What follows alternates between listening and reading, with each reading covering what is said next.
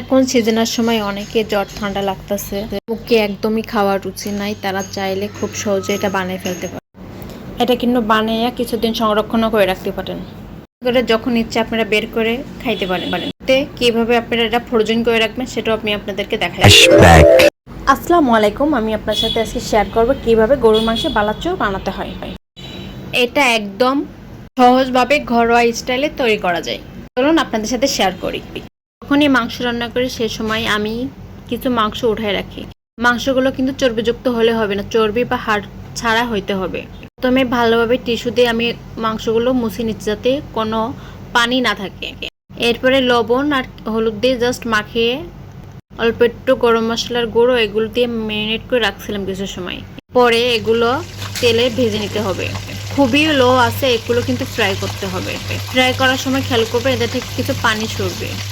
এটাকে ঢেকে অনেকক্ষণ ধরে ফ্রাই করতে হবে, এটাকে কিন্তু ঢেকে দিতে হবে, তা নাহলে ভিতরে সিদ্ধ হবে না।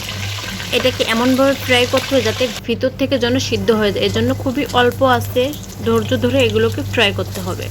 এই তো আমার ফ্রাই করা শেষ পর্যায়ে, জন্য আমি কিছু শুকনো ঝাল দিয়ে দিয়েছি যাতে এগুলো ফ্রাই হয়ে যায়। এই তো সব কিছু একত্রে ফ্রাই করে নিচ্ছি ভালোভাবে। খেয়াল রাখবেন ভিতরটার জন্য ক্রিস্পি হয়, ভিতরে ক্রিস্পি না হলে কিন্তু এটা কিন্তু ভালোভাবে মিহি করা যাবে না। এই পর্যায়ে আমি সব কিছু উঠাই নিচ্ছি ভালোভাবে। এগুলো উঠাইয়া রেখে ঠান্ডা করতে রাখতে হবে।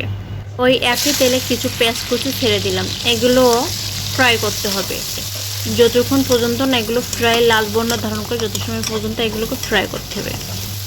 আর এইদিকে আমার ঝাল তারপরে মাংস এগুলো কিন্তু অলরেডি ঠান্ডা হয়ে গেছে। এবার একটা ব্লেন্ডার জার এগুলো নিয়ে নিচ্ছি। এবার এগুলোকে ব্লেন্ডার করে নিতে হবে। দেখছেন আমার ব্লেন্ডার করা হয়ে গেছে, কতটা স্মুথ হয়েছে, এগুলো কতটা ঝরঝর হয়েছে, একটা আরেকটার সাথে কিন্তু লেগে নাই। আর এইদিকে আমার পেঁয়াজগুলো কিন্তু ফ্রাই করা হয়ে গেছে, এগুলোকে আরেকটু ফ্রাই করতেছি যাতে আরেকটু ক্রিস্পি হয় তেমনভাবে। এতে কিন্তু চাইলে আদা কুচিও দিতে পারেন, এটা আমার বেবি খাবে এর জন্য আমি আদা কুচিটা স্কিপ করতেছি।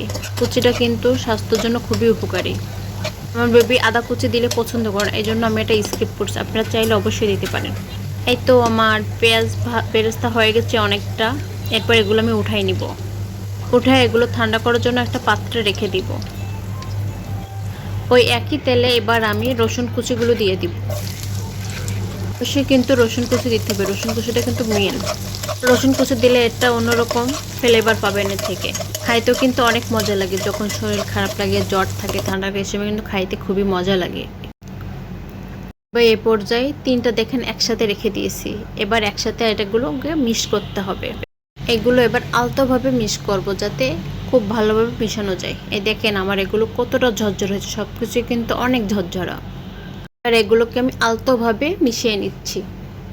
এগুলো কিন্তু বড়দের চাইতে বাচ্চারাই বেশি পছন্দ করে, এইভাবে বানিয়ে সংরক্ষণ করে রাখতে পারেন, আপনার বাচ্চা সবাই এটা খুবই পছন্দ করবে।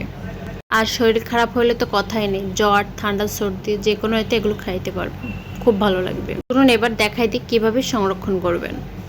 বক্স নিতে হবে, শুকনো বক্স যাতে কোনো পানি বা কোনো কিছু না থাকে আর ড্রাই হয় এমন একটা বক্সের ভিতরে এগুলোকে রেখে অনেকদিন পর্যন্ত খাইতে পারবেন, অনেক 2 সপ্তাহ মতন এগুলোকে রেখে আপনি খাইতে পারবেন। ভিডিওটি ভালো লাগে অবশ্যই আমাকে সাবস্ক্রাইব করে পাশে থাকবেন।